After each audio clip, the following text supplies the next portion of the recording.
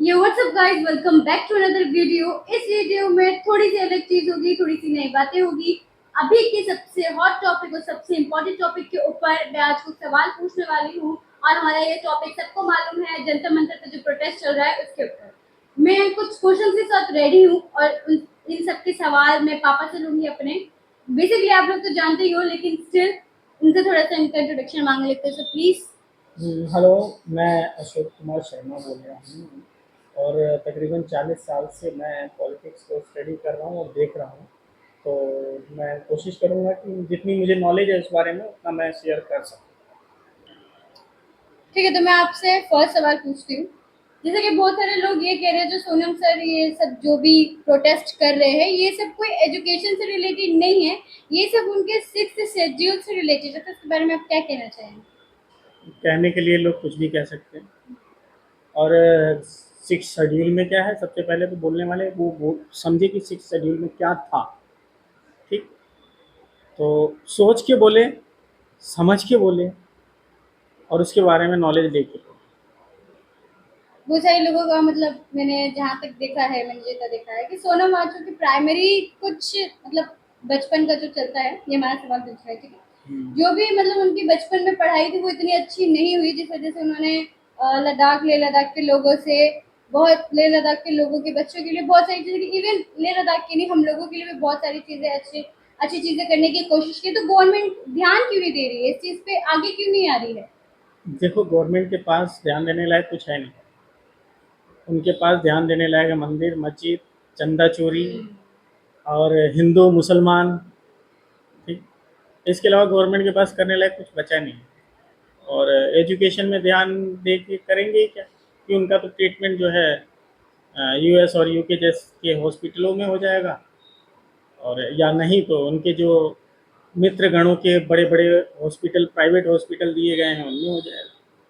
मेरा question third है कि जब भी कोई एजुकेटेड पर्सन कोई सवाल पूछता है, किसी चीज का जवाब मांगता है गवर्नमेंट से, तो गवर्नमेंट उनको एंटी नेशनल क्यों बना देती है? और क्या मतलब कुछ गवर्नमेंट के पास है क्या जो वो एजुकेटेड पर्सन से छिपाने की कोशिश करती रहती है, जो जब भी कोई ऐसे सवाल पूछे तो उन्हें एंटी नेशनल बता देती है?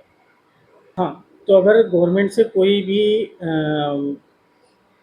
अपने राष्ट्र और देश के हित में या देश से संबंधित कोई प्रश्न करता है, तो हमारे देश की गवर्नमेंट उसको एंटी नेशनल बता देती है, क्योंकि हमारे यहाँ अंधभक्तों की संख्या बहुत ज़्यादा है। और उन्हें पता है कि एंटी नेशनल हमने बता दिया तो हमारे अंधभक्त तो इन्हें लपेट ही देंगे। क्वेश्चन नंबर फोर्थ मेरा। लोग कहते हैं कि जो सोनम सर है वो कोई साइंटिस्ट नहीं है, लेकिन उन्होंने आइस स्टूपर जैसे आविष्कार बनाए हैं। आइस स्टूपर तो आप लोगों को पता ही होगा, बहुत अच्छी चीज है, एक बार आप जरूर इस चीज के बारे में देखना। आइस स्टूपर जैसे बहुत सारे आविष्कार बनाए हैं जिनके उनको बहुत अच्छे अच्छे अवार्ड मिले हैं, लेकिन तब भी उनकी मांगों को इतना ज्यादा नजरअंदाज क्यों कर दे रहे हैं, इतना ज्यादा उन्हें अवॉइड क्यों कर रहे हैं? देखो, पहली बात तो ये कि जो लोग ये कह रहे हैं कि सोनम वांगचुक ने कोई भी आविष्कार नहीं किया है, उसमें से सबसे बड़ी संख्या अंधभक्तों का है, या वो खुद लोग हैं जो विधानसभा या संसद भवन में बैठते हैं।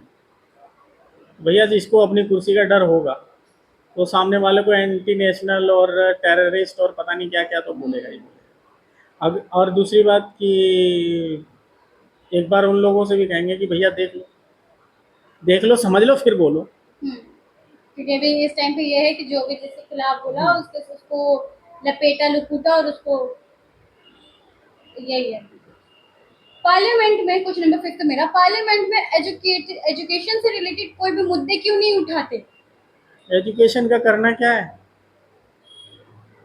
अगर एजुकेटेड हो जाएंगे तो जो वहाँ पे बैठ के ऐसे खैनी रगड़ के और यूं करके जो पहुंच जाते गमछा गमछा हैं, लटका गमछा के। पटका हाँ। लंबा सा बांध के, तो अपना परसेंटेज गिनने के लिए, इससे ज़्यादा कुछ नहीं। गवर्नमेंट की कोई रिस्पॉन्सिबिलिटी ही नहीं है आई गेस एजुकेशन की तरफ, क्योंकि उनका एजुकेशन से ज्यादा तो ये रहता है कि मंदिर बनवाएंगे, मस्जिद हाँ, बनवाएंगे। तो मंदिर बनवाएंगे तो हमारी जनता मंदिरों में बैठ के भीख मांगेगी, हमसे ऑब्वियस सी रोजगार तो बात नहीं है। मांगेगी ना, कम से कम। ऑब्वियस सी बात है, जब कहीं पे एजुकेशन से रिलेटेड कोई बात ही नहीं होगी, कुछ होगा ही नहीं, तो इन द एंड क्या होगा? भीख ही मांगेंगे सारे लोग, और कुछ तो बचेगा ही नहीं। नंबर सिक्स है सोनम सर। ये तो वैसे बहुत ज्यादा ही मतलब चल रहा है, लाइक सोनम सर को चाइना और अमेरिका से फंडिंग मिलती है, ऐसा कहना है बहुत ज्यादा कि चाइना और अमेरिका से फंडिंग मिलती है।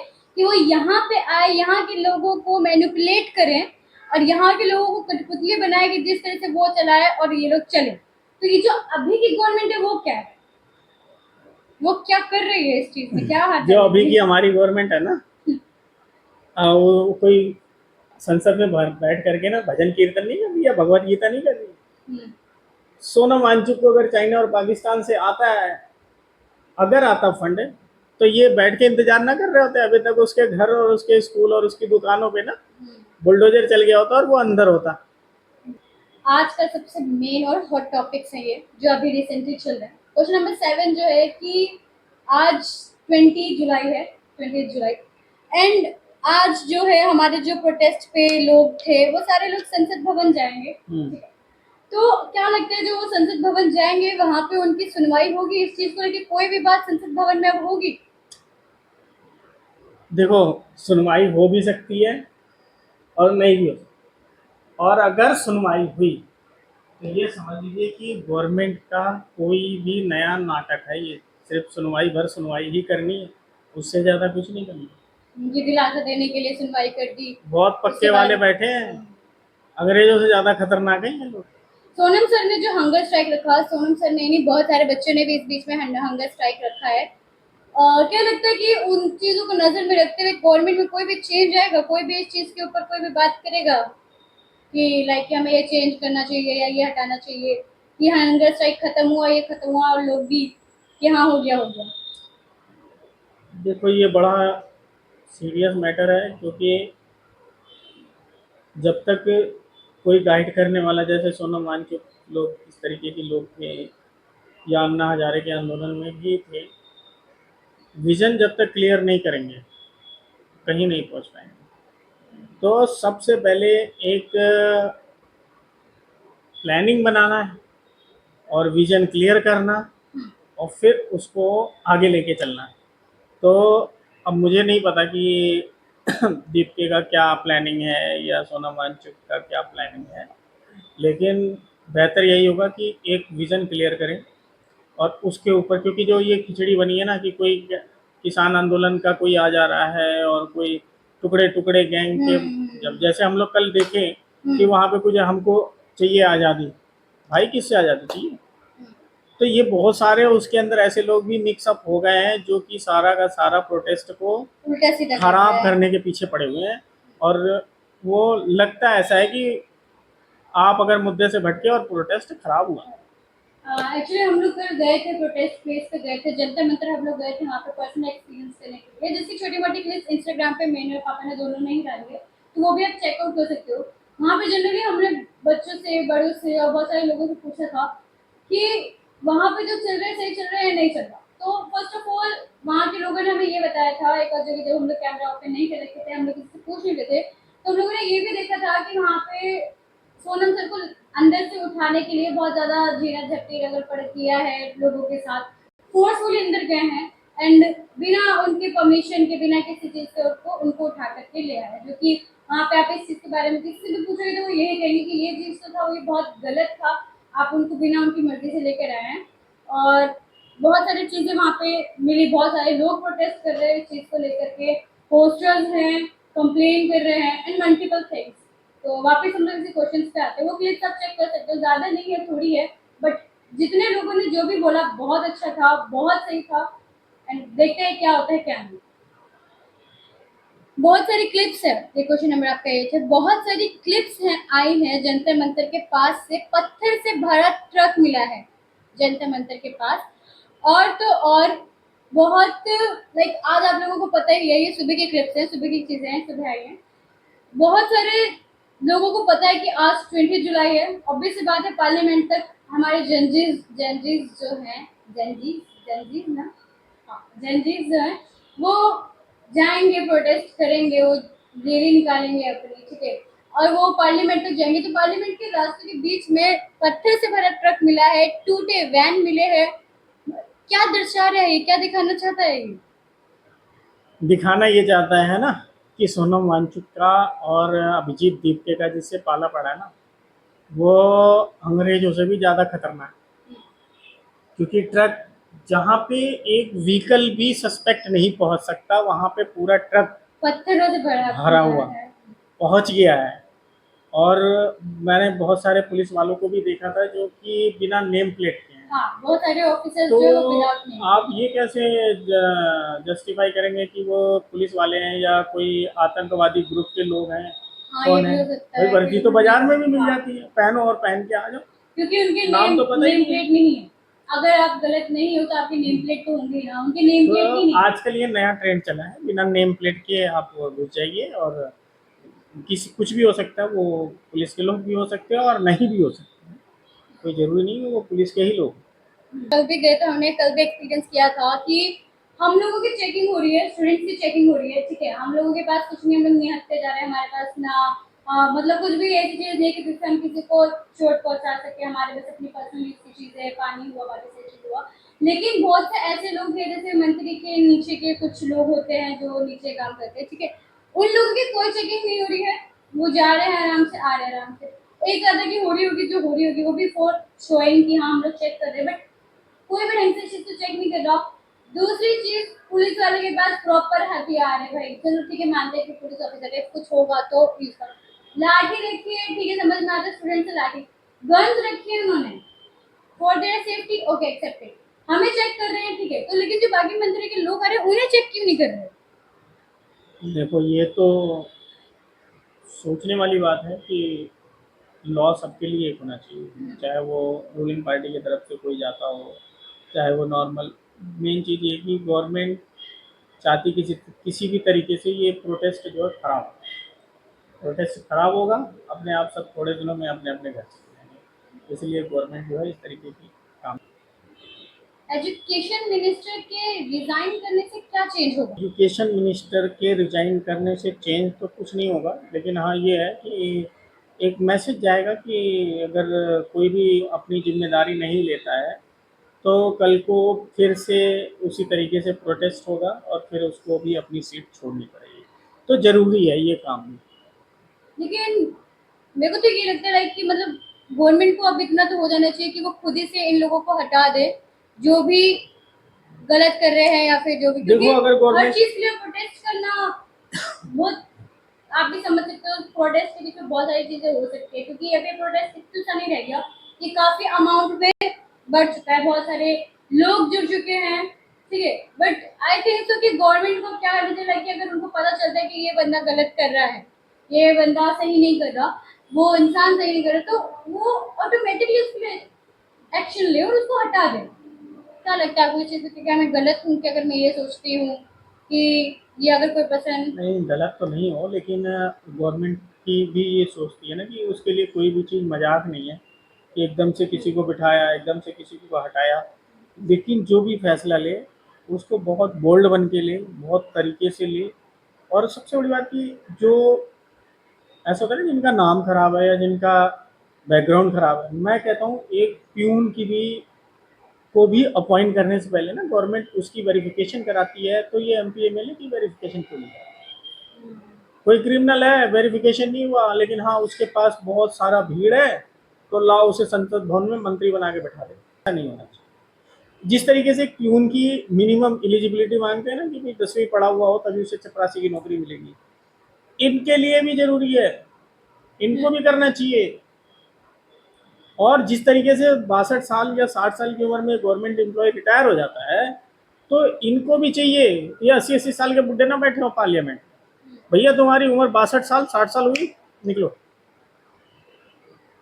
दूसरा बेटा हो बस उसके बाद सारी सुविधाएं बंद।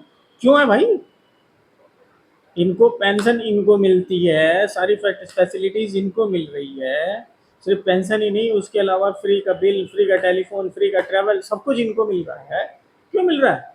ये सेवा करने गए हैं या राजयोग भोगने गए? पहले तो ये खुद फैसला करें कि इनको सेवा करनी है या राजयोग भोगना है।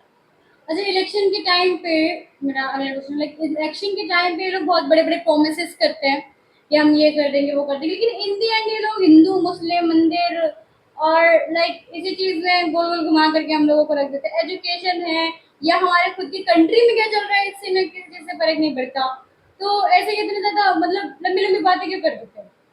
देखो सबसे बड़ी बात कि हमारे यहाँ हमारी जनता बहुत मूर्ख लोग है। इतने इतने मूर्ख हैं जिनको बहुत सी चीज़ें पता ही नहीं है।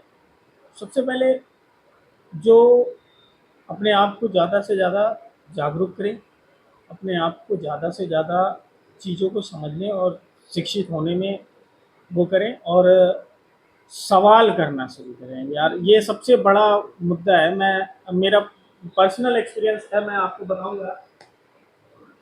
यहाँ तक कि ट्रेन में अगर रेल में नहीं मिल रहा तो उसके लिए भी सवाल नहीं करते लोग।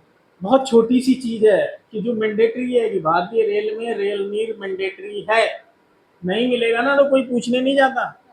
वेंडर जिसकी कोई एक पैसे की वैल्यू नहीं लोग समझते, उससे तक सवाल नहीं करते कि भैया रेल नीर नहीं है तो क्यों नहीं है। और इससे बड़ी बात क्या कहूँगा, तो जूता खाने वाली तो पब्लिक है, तो इसलिए जूता खा रही है।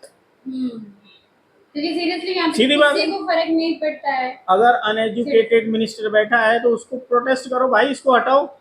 हाँ, कोई मतलब जिसको obvious सी बात है। मैंने तो ऐसे ऐसे मंत्री देखे हैं जिनको कि शपथ पत्र तक पढ़ना नहीं आता,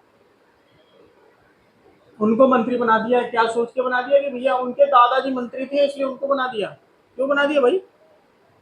और दूसरी बात कि जो ये लोग कहते हैं आज के टाइम में मंत्री हैं, नेता हैं, पुलिस ऑफिसर हैं कि तू नेता बनेगा। हाँ बनेगा भाई। मैं तो कहता हूँ कि हमारे देश के हर बच्चे को एमपी एमएलए का फॉर्म भरना चाहिए। हाँ, इसलिए भी यार एग्जाम्स होने चाहिए बेसिकली। नहीं, इसके बहुत क्या कंपटीशन हो ना। हाँ, कंपटीशन एग्जाम तो अब जैसे अभी अपने नीट का एग्जाम चल रहा है। हाँ। ठीक है, मतलब अभी जो रिसेंटली हुआ था उसमें क्या हुआ कि जब लीक हुआ तो बहुत सारे बच्चों ने लाइक सुसाइड भी कर लिया। उनके पेरेंट्स ने लोन लिया था घर पे, प्रॉपर्टी पे, इन सब चीजों पे। गवर्नमेंट ने री एग्जाम करके कुछ बच्चे जो थे री एग्जाम करके मैटर क्लोज कर दिया। क्यों? उस पर कोई ध्यान क्यों नहीं है? ऐसी बात नहीं है, ध्यान नहीं है, लोग आवाज उठा रहे हैं, लेकिन गवर्नमेंट ने इतने सारे नीचे पाले होते हैं ना सेवादार, तो गवर्नमेंट भी कहती है कि एक काम कर बेटा, तू भी कुछ कर ले करप्शन इधर उधर। तो वही लोग करते हैं इधर का उधर, दो चार अपने भर दिए, दो चार उधर से भर दिए, वही होते हैं। अब एक शिक्षा मंत्री को ऐसे बचाया जा रहा है कि जैसे मतलब कहना नहीं चाहिए भैया, लाइटली लेना। कोई अपने दामाद को बचाता है ना, वैसे भाई हमारा दामाद 5 साल है, उसके ऊपर उंगली मत उठाओ। अरे शिक्षा मंत्री भाई, अगर उसने अपनी जिम्मेदारी नहीं ली, उठाओ बाहर फेंको। दूसरा एजुकेशन मिनिस्टर और या तो फिर उसके पास कोई बहुत बड़ी चाबी है, या बहुत बड़ी हाँ, उसके कुछ पास कोई सीक्रेट है की है, कुछ। सीक्रेट है हाँ। कि हम अगर निकालेंगे तो ये हमारा सीक्रेट लीक आउट कर देगा। तो पहली बात तो ऐसा कोई काम ही मत करो कि कोई लेकिन सीक्रेट लीक आउट करे। भाई हमारा कोई सीक्रेट नहीं है। मैं अगर जनता की सेवा के नियत से बैठा हूँ तो जनता की सेवा। Thank you so much. आप ओल्डर थे, मैं यंगर थी, हम दोनों का थॉट ऐसे मिक्स हुआ तो इसलिए मैंने मतलब ये डायरेक्ट रो क्लिप्स हैं। ठीक है, ऐसा कुछ भी नहीं है कि हमने ऐसा प्रिपेयर किया हो। तो मतलब दोनों का माइंड ऐसे जब क्लैश हुआ तो बहुत सारे कंफ्यूजन निकले, बहुत सारी चीज़ हमें समझ में आई, बहुत सारी आपको मेरे थॉट समझ में आ गए कि बेसिकली हम लोग क्या चाहते हैं इस एजुकेशन सिस्टम से, इस गवर्नमेंट से भी क्या चाहते हैं। हालांकि हॉट टॉपिक तो आपको पता है, अब मुझे नहीं पता कि क्या कंक्लूजन निकालेगा हमारा संसद भवन इस प्रोटेस्ट का। इस टाइम मतलब इतना प्रोटेस्ट किया लोगों ने, और हमारे सोनम सर ने भी टोटल 20 डेज का हंगर स्ट्राइक रखा था, 20 दिन बिना खाए पिए। बहुत स्वाभाविक बात है भाई, हालत खराब हो जाएगी एकदम से। ठीक है, और भी बहुत सारी सीरियस चीज चल रही है। इस वीडियो में इतना ही। अब देखते हैं कि संसद भवन हमें क्या कंक्लूजन निकाल के देता है, और लेट्स वेट एंड वॉच।